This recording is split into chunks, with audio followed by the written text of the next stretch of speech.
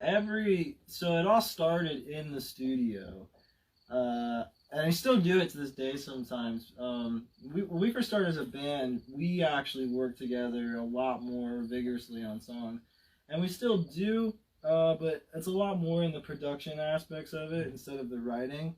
But one of the I forget where I was going with that. Was it the whole, like, Dan wrote the song 5 minutes ago thing? Yeah. I say Dan wrote the song 5 minutes ago. The way this song started, where it ended, I always loved the words. It's actually one of my favorite Spyders songs. I'm sorry, go ahead. Yeah, that's what I was gonna say. Like, I am kind of torn on how I feel about this song, because I do like it. It is nowhere near the song that I wrote, but then again, the song that I wrote wasn't necessarily. I mean, it was very basic. This guy over here, I keep calling him Mr. Producer Guy when we're in the studio, because he is about 98% responsible for the way that this song sounds. I think I wrote the bass line.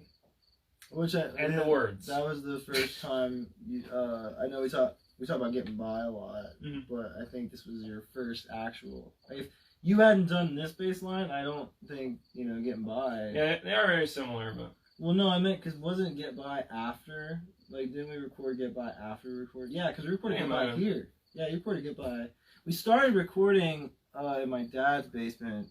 We have, all this equipment is ours. We had a lot more of it that we're not going to show you. Gotta keep something secret. Yeah, like our secret weapons and stuff. So we started off in my dad's studio, and we recorded Love at First Sight. Interlude, Serenade, Ain't Losing No Sleep, and I think maybe the basics of Get By. I don't know if we got to Get By there. I also did do A Christmas Tryst there. That's on this album, but and the first single, Missing, as well, which is all available on the streaming platform of your choice. Direct links at our website, thespydersofhbg.com. Buy, sell. Oh man. No, please, we need money. Anyway. I'm not in this for money. So, you were talking about... Oh, yeah, just like, it's...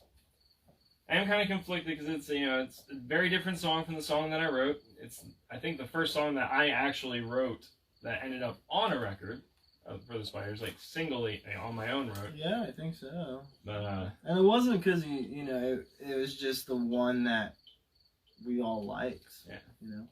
Yeah. Zach and I have very different writing styles, but it works well as a partnership, but he's probably the better songwriter. I'm not the best word picker sometimes. Yeah. Anyway, I'm sorry. Alright, so, well, ladies and gentlemen, without further ado, I shall introduce you to a song that Dan wrote 5 minutes ago, called Wish You Were Near.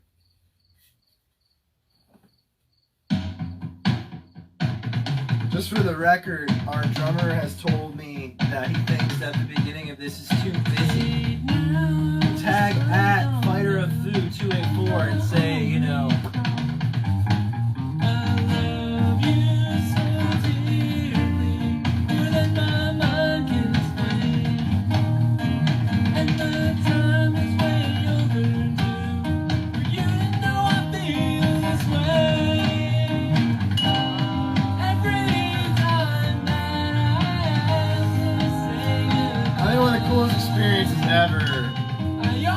that we actually played this in front of the Superstition Mountains at the Superstition Mountain Museum with their permission, and also they were watching and having a great time.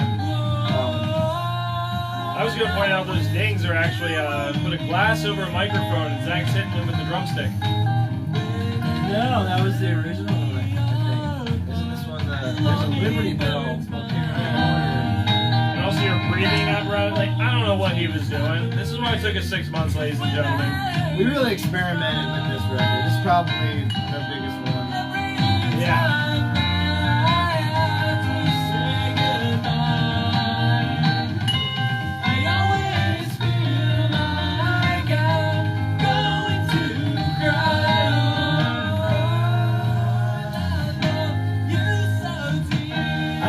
First time that I've actually gotten to kind of show off my guitar and my skills as a musician. Alright, here's the good part. So I said, This solo was not in my original version. Forget if I had a solo in it or not, but I will not take credit for the solo.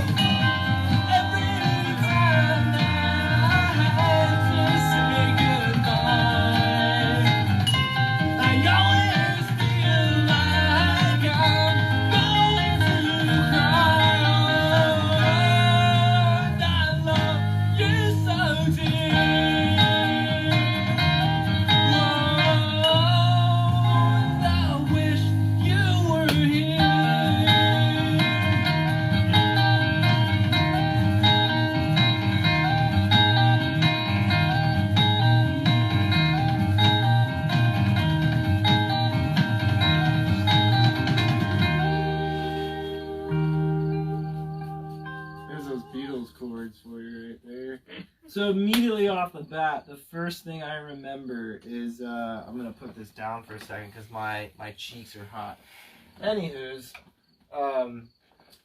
before I had this guitar, this Supra Westbury 2 pickup model, Hashtag not sponsored. not Hashtag sponsor us. sponsored. No, that's these guys, the Fender peoples. Give us a call, Fender. So before I had this guitar, I had a Epiphone SG that was actually Dan's. You can see it in a lot of the. I'm sorry, baby, you okay? And he broke his Les Paul. Like something was wrong with it. The input jack went out, and like I was. Yeah, so I lent him one of my guitars, and then he's like rolling all over on the floor and stuff like that, and breaking strings left and right, and beating the crap out of it. When we started off, I think we performed like 8 or 9 times over the course of a month, and in that time we made like $900 off of our first album, like our first local release. Insert title here, which we're gonna release hopefully next year. We were hoping to do it for the 10-year anniversary, Which we're going on 11 here in like 3 months. So. Yeah, unfortunately, it's a lot of work, and you know we have other stuff going on, and plus, unfortunately, we're not doing this full time. Yeah, but we're working on it, and we have some really cool plans next year. Neat. For sure. Yeah. Before we get too far off topic, Come here. I did want to know with that song. I know, like, especially Really towards not the to- end, yeah. my vocal performance kind of seems like it's not as clean as you would think a studio performance should be. It was actually one of the first times I've we were very experimental. In order to tap into when I'm singing to make it feel real, I kind of have to. I treat it like acting. Like I have to think through it in my head. And so I don't know. For those of you who don't know, I have a daughter. She's 5 years old.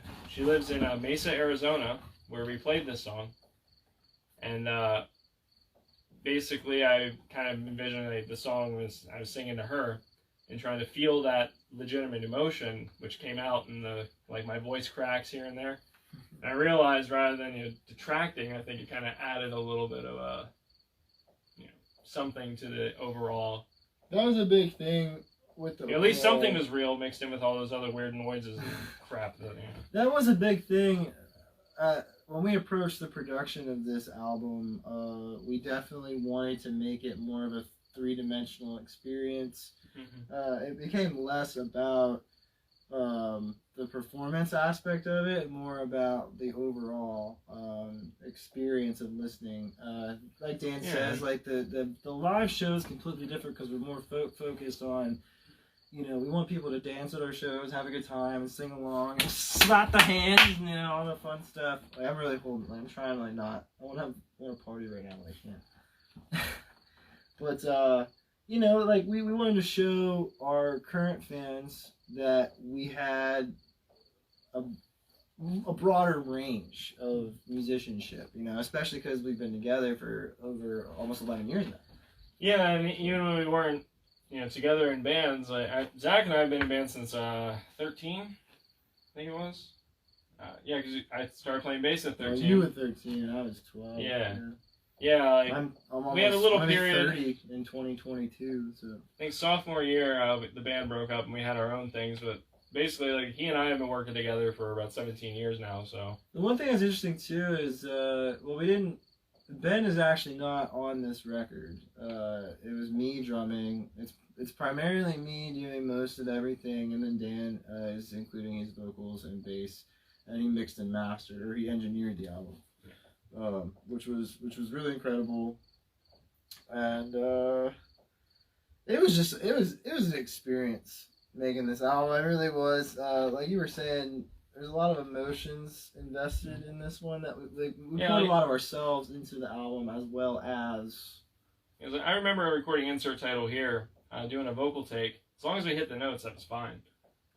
With this one, like, we took a very like Beatles "Please Please Me" approach to our first album, which we'll go into that information more later. But we did that